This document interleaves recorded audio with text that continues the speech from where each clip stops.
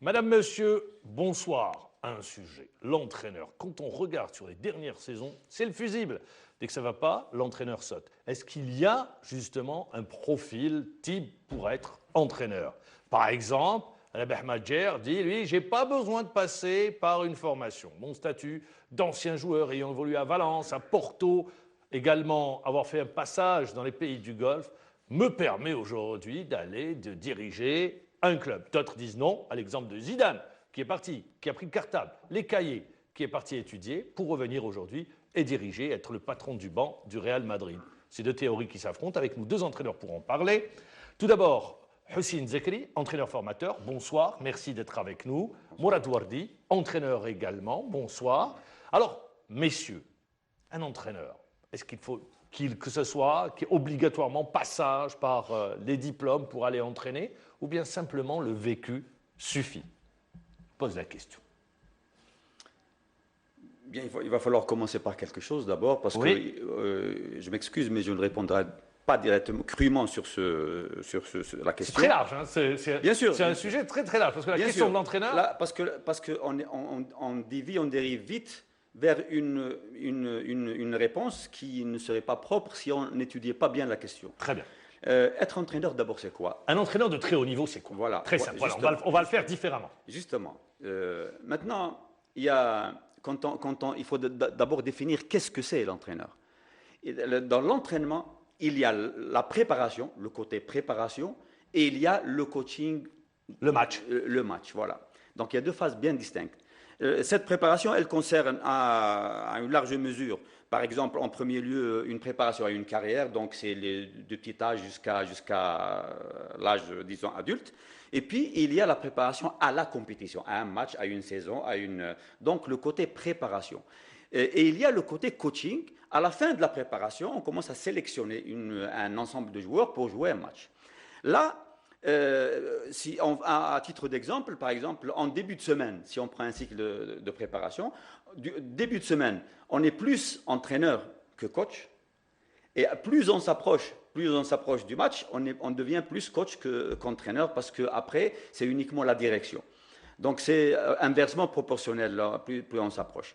Maintenant, il est quand même pas normal de stigmatiser le rôle d'entraîneur, la définition de l'entraîneur, uniquement au coach. Ce n'est pas vrai.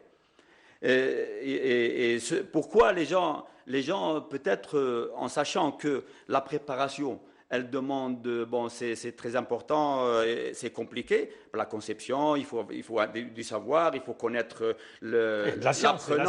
L'apprenant, il faut connaître avant de lui donner un dosage, etc. Et donc, d'abord, la préparation, c'est du long terme, c'est du continu et du long terme, des exigences cognitives très, très importantes. Donc, on fait vite on évite ça et on saute sur le rôle de coach en faisant penser aux autres que c'est ça l'entraîneur. Non, il y a deux choses différentes. C'est plus facile, on est là, on regarde les autres faire. Bien sûr, s'ils font du bon travail, on risque justement en coachant d'arriver à un résultat positif. Mais si la préparation a été très mal faite, on a beau être très bon coach avec un vécu, avec les connaissances, on le paiera à un moment donné. C'est pour ça qu'il faut choisir les deux ensemble. Maintenant, au vu de ce qui se passe actuellement, bien sûr, un joueur d'expérience... Un coach de très haut niveau, c'est quoi? Un coach de très haut niveau, c'est quelqu'un qui maîtrise toute la préparation, même si il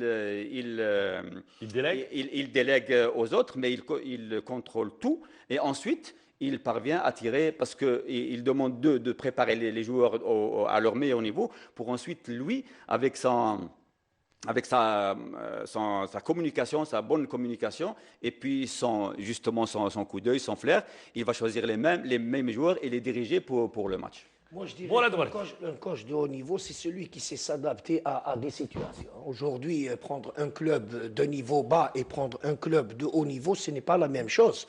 Mais à celui qui a le côté adaptation, c'est celui qui a toutes les capacités requises pour gérer des hommes. Hein, parce que le football, c'est une gestion humaine. Ce n'est pas une gestion uniquement du terrain. Parce que le terrain, c'est une part, et la gestion humaine, c'est...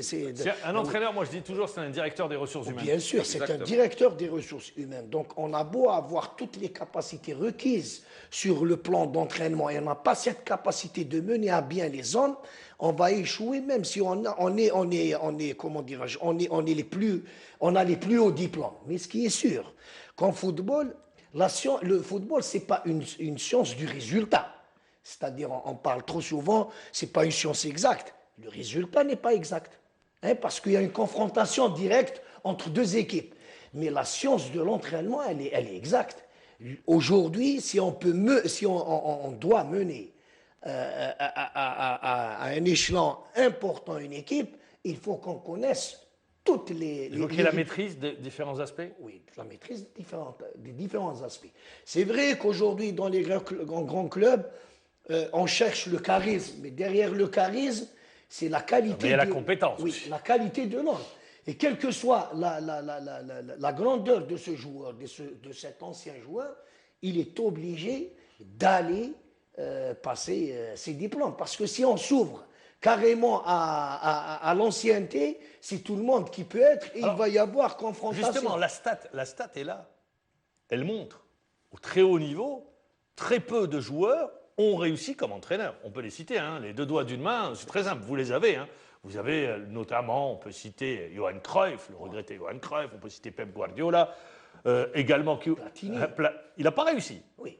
Lui, par exemple, c'est le contre-exemple. Lui, Di Stefano n'a pas réussi. Les Pelé, les Maradona, Van Basten, Pelé, les voilà. Gullit, les Chancez, les Boutraguino. Donc c'est pour dire, c'est pas une les évidence. Coppa, les Muller n'ont jamais fait Il y en a ceux qui ne touchent même pas parce qu'ils savent pertinemment qu'ils n'ont pas les capacités pour gérer. Parce qu'aujourd'hui, c'est vrai, quand on est en joueur, on est géré. Mais maintenant, quand on passe à une autre étape, c'est gérer les hommes. Donc pour les gérer, il faut avoir toutes les capacités. Les capacités psychologiques, méthodologiques, pédagogiques, et ensuite les capacités du terrain, hein, la tactique, la stratégie. Parce qu'on a beau à donner, à mettre en place des tactiques, et si les joueurs ne s'adaptent pas à l'entraîneur, c'est-à-dire ils ne répondent pas parce qu'il n'a pas cette clairvoyance de communiquer, cette clairvoyance pédagogique. Hein. On ne peut pas être tous enseignants dans une université. On a toutes les capacités requises, mais on est obligé d'aller vers des instituts pour se former à ce métier. Donc, oui. Justement. Vous avez compris où j'en saute sur. Je touche du doigt. Parce que vous avez très bien compris où j'allais. Aussi bien l'entraînement que le coaching. Donc l'entraînement, c'est un acte pédagogique. Et aujourd'hui, l'entraînement est devenu très pointu. Et écoutez, il y a une chose très importante, c'est que un entraîneur, lui, avec ce qu'il a vécu, ce qu'il sait, mais ce n'est pas de ça qu'il fera un bon joueur ou une bonne équipe. Justement, il va falloir. Il prend un jeune ou un moins jeune, de toutes les façons. L'objectif, c'est de savoir comment transmettre ce message, bon, justement, puisqu'il dit que c'est une gestion humaine, comment transmettre ça pour que l'apprenant ou le joueur entraîné, qui soit de n'importe quel âge, normalement, il devrait lui transmettre de telle façon que celui qui demande à apprendre dépasse celui qui l'a entraîné, en principe.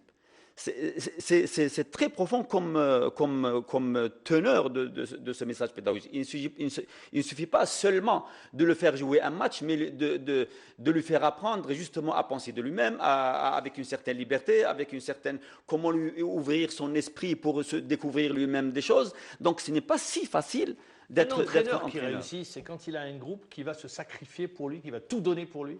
C'est ça l'entraîneur qui réussit. Normalement, c'est ça. Parce que, bon, différents exemples où, d'ailleurs, on dit qu'il n'est pas, on n'est pas obligé d'avoir peut-être les meilleurs joueurs. Et puis, vous ne pouvez pas avoir 10 numéros 10. Là, on donne un exemple que tout le monde ne connaît pas, mais que vous connaissez sûrement. Le Racing de Paris, à un certain moment, sous l'ère Lagardère, à l'époque du milliardaire, Mamadjer était là-bas. Où à ce moment-là, on n'avait que 12 ou 13, on ne devait avoir que 12 ou 13 professionnels dans une équipe. Et lui, il a choisi 22 internationaux, dont Ben Mabrouk, dont Madjer, dont Francescoli, dont... Bossi, et puis à la fin de la saison, ils ont été relégués. La même saison, ils ont été relégués. Donc, il ne s'agit pas et c'est pour ça, là où intervient quelle est cette stratégie, il faut que des gens soient complémentaires, qui les fait bouger, qui les mène. Et c'est le rôle justement d'un entraîneur C'est pour ça que ce n'est pas uniquement un jeu, c'est une combinaison d'intelligence, une combinaison d'ego, une combinaison de capacités qui font que l'équipe est l'un avec l'autre, disons, homogène et parviennent à faire des résultats intéressants. Un entraîneur est quelqu'un qui débute. Pour être entraîneur, il faut toujours débuter comme adjoint et après prendre une place de chef, entre guillemets. Oh, il faut s'agripper un petit peu, connaître le métier. Il faut être un Est-ce petit peu. qu'on peut commencer de but en blanc à être entraîneur d'une équipe première? J'en connais pas beaucoup. Oui, mais Ça peut arriver, mais aujourd'hui, quand on regarde, Mourinho a débuté, il était adjoint, il était traducteur, il était adjoint. Zidane avec Ancelotti, et on peut continuer comme ça des exemples. En général, la raison, la logique, la raison, l'ordre, ça doit se faire comme ça, parce que quel que soit notre vécu, notre expérience, notre passé, on a besoin d'apprendre doucement, de s'approcher d'un groupe, de s'approcher d'une philosophie qui peut-être n'est pas la nôtre, mais dans le cadre de ce que disait Mourad tout à l'heure, quand c'est un enfant du club qui connaît ce que c'est bien, mais quand quelqu'un qui arrive de nouveau, surtout qu'il doit transformer sa vision entre être pratiquant et faire pratiquer les autres, savoir et faire savoir les autres, là, il doit quand même prendre certaines choses et certains réflexes de ceux qui l'ont devancé d'expérience ou qui sont de bons leaders, etc. Et ça aide beaucoup. Non, trop souvent, il y a la réussite qui est juste à côté. Hein, quand on prend un club qui est organisé, hein, le cas des grands clubs professionnels, on a vu une multitude de... Très simple. Vous prenez l'Herba ou vous prenez l'USMA, c'est pas la même chose. Bien sûr, parce qu'il y a les conditions de réussite. On ne peut pas être entraîneur, on a peut-être toutes les capacités requises pour réussir, mais quand on prend un club, hein, surtout chez nous, hein, parce que chez nous, c'est une autre vision du métier. Hein. Là, c'est l'ancien, c'est l'ami, c'est le copain, c'est quelqu'un qu'on connaît, que c'est quelqu'un de facile à gérer, parce qu'aujourd'hui, on choisit ceux qui sont pratiquement faciles à gérer. Et c'est l'une des raisons qu'on parle du marasme du football et que chaque saison, on croit plus. Chez nous, on croit plus au métier d'entraîneur. Parce qu'on bouffe les entraîneurs chaque 3 mois, c'est des entraîneurs qui sont bouffés. Donc on croit plus aux vertus du métier. Le métier, l'entraîneur, c'est le chef. L'entraîneur, c'est le guide. L'entraîneur, c'est avec lui qu'on essaie de composer. Si nos présidents sachent une chose qui est sûre, il faut aller chercher le bon entraîneur, le bon profil, qui peut, lui, comment dirais-je, les mettre dans de bonnes conditions, eux, les présidents. Parce que trop souvent, on ramène un profil sans l'étudier. Le profil, c'est par rapport aux moyens, par rapport aux conditions. Il a parlé du Matra, non, du Racing. Du Racing, l'entraîneur a essayé de composer avec les meilleurs. Une équipe, c'est un équilibre.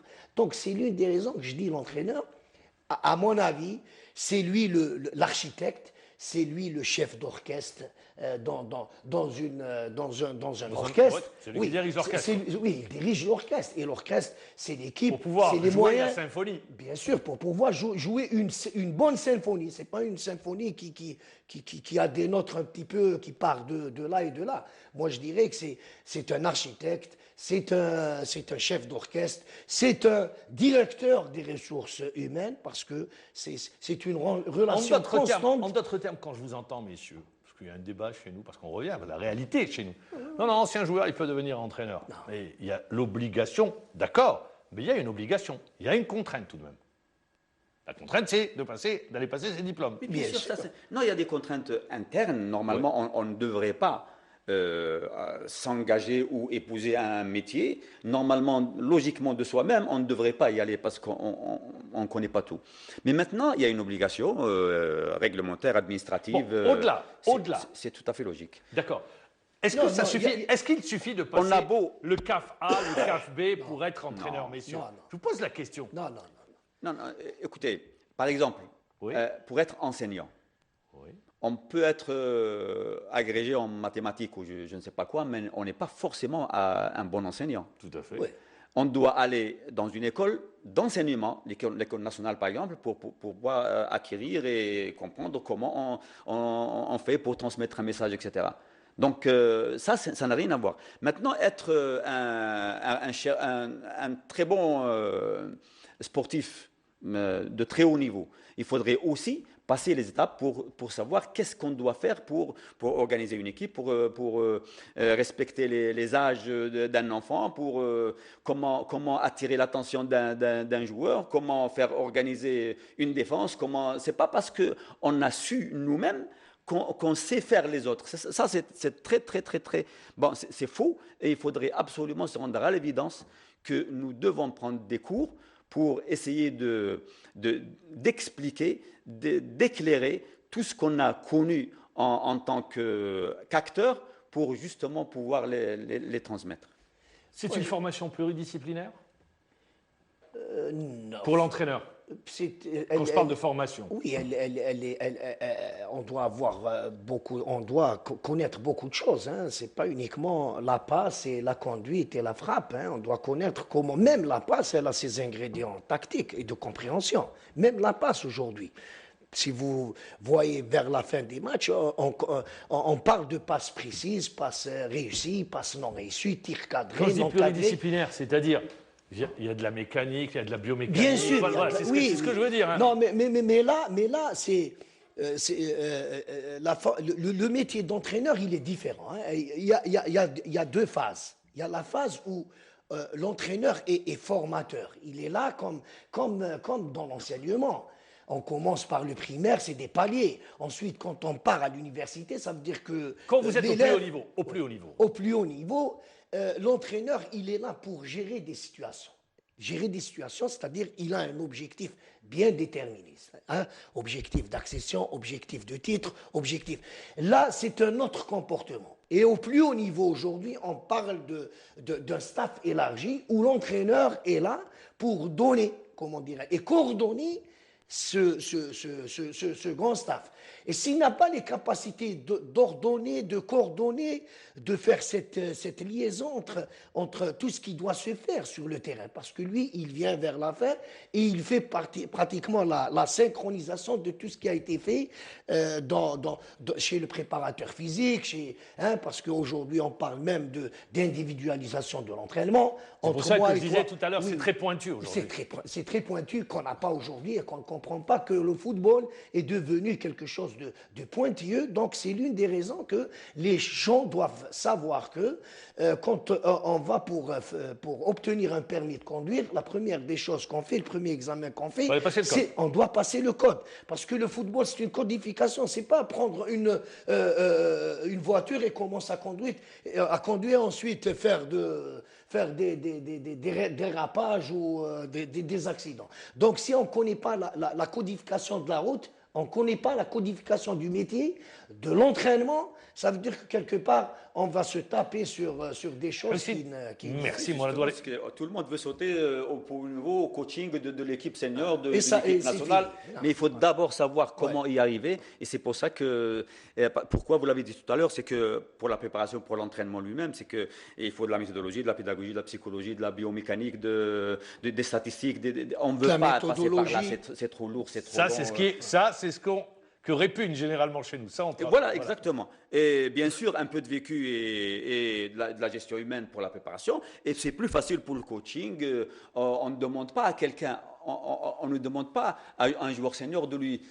On est presque incapable de disséquer un geste technique. On lui dit, bon, c'est mauvais ou c'est bien à un très haut niveau. Mais un pédagogue, celui qui sait entraîner, sait même corriger un joueur qui, devant les buts, fait un mauvais contrôle. Messieurs, et ça, tout le monde ne peut pas le faire, même si on a beaucoup joué. Messieurs, que de fois ai-je entendu en Algérie ce débat empirique, scientifique. Mais comment il n'a jamais touché un ballon, il va entraîner une équipe, il n'a pas joué au plus haut niveau. Mais quand on regarde les entraîneurs qui ont réussi, beaucoup n'ont pas joué au plus haut niveau. Est-ce une exigence ? Chez nous, ça devient un petit peu un métier où tout le monde peut accéder. Hein. Il faut le dire. C'est vrai qu'il faut avoir les sensations. Ça passe très vite, ce type de débat. On ne peut pas faire quelque chose sans l'avoir un petit peu vécu. Le vécu est très important. Mais ce qui est sûr aujourd'hui aussi, la personnalité, on ne nous l'enseigne pas dans les bancs de l'université. Donc c'est d'abord une personnalité et une vocation. Ça ne peut pas être comme ça. Parce qu'il y a de l'argent, Hein, 30 ans après, on veut être entraîneur. Non. Je conçois que beaucoup d'entraîneurs par le passé, hein, si je prends comme exemple Ami Ismail, Allah yarhamou, Ami Hamid Zouba, oui, oui, c'est des entraîneurs. Il est passé par. Non, il est passé, mais c'est des gens qui n'ont pas perdu le terrain. Tout à fait. C'est-à-dire en étant déjà joueurs, parce que par le passé, le capitaine, les leaders, c'était pratiquement eux les entraîneurs. Ils n'ont pas quitté le terrain. On ne quitte pas le terrain 30 ans après parce qu'il y a de l'argent quand on veut devenir entraîneur. Si on a cette passion, on l'a même s'il n'y a pas de l'argent. Très bien, je vous laisse conclure. C'est clair, on ne peut pas faire un métier si on n'a pas été pratiquant ou être... c'est impossible. Mais le débat actuellement, c'est que on l'a un petit peu biaisé. Certaines gens ou certaines personnes veulent imposer aux autres qu'il faut être international ou sinon c'est pas vrai. Ça, ce n'est pas vrai. Tous les joueurs, tous les entraîneurs qu'il y a actuellement, même au très haut niveau, n'ont pas tous été... Je peux vous en citer. Et on a une liste qui est très grande. Et d'ailleurs, la preuve chez nous, par exemple, si on devait citer les joueurs, par exemple, nos attaquants, les Assad, les Tasfaout, les Messabih, les Freha, les Achour, etc., Betrouni, ça n'a rien donné. Par exemple, en attaquant, Menad actuellement est sur le terrain, il travaille. Mais si les Salhi, les Lalmas, les Siridi, les Selmi, les Maroc, les Beloumi ont tenté, mais ça n'a rien donné. Alors que Amara Mkhloui, Fergani, peut-être parce qu'ils ont le sens de... C'est les milieux de terrain, mais des défenseurs, je vais en citer, des Melaksou, Belosif, Borouba, Atoui, les Magharia, Gendous, Khorichi, n'ont pas fait de grande carrière même s'ils ont tenté, alors que Sadan Merzkan a tenté, il s'est retiré, mais Sadan c'est un défenseur, justement, un ex-attaquant, mais parce qu'ils ont autre chose que uniquement la valeur de joueur. Et ce qu'on a dit tout à l'heure, il faut un minimum. Celui qui n'a jamais joué ne pourra pas faire un entraîneur de foot. Jamais joué, je dis, jamais joué. Minime, cadet, junior, senior. Mais on peut s'arrêter pour une blessure, on peut s'arrêter pour des études. Moyen et être un joueur très moyen s'arrêter en junior, mais avoir des sensations, un bon esprit leader et comprendre, savoir observer, analyser. Et là, on peut facilement pénétrer. Donc, arrêtons ce débat-là. C'est un tout qui est fait d'un petit peu de joueurs, un petit peu de ceci, un petit peu de cela. Je suis obligé de vous arrêter parce que le débat dure 20 minutes, 25 minutes, et on aura l'occasion d'y revenir. C'est un très large débat. Il n'y a pas de prolongation? Il n'y a pas de prolongation. Si, on y reviendra. Non, il faut rajouter un peu de temps à votre On y reviendra, ça je vous le promets. Le tir au but. Merci Houssine Zakri, merci Mourad Wardi, je rappelle, tous deux entraîneurs. Merci de nous avoir suivis, bon week-end. N'oubliez pas, on jouera pour le compte de la 29e journée.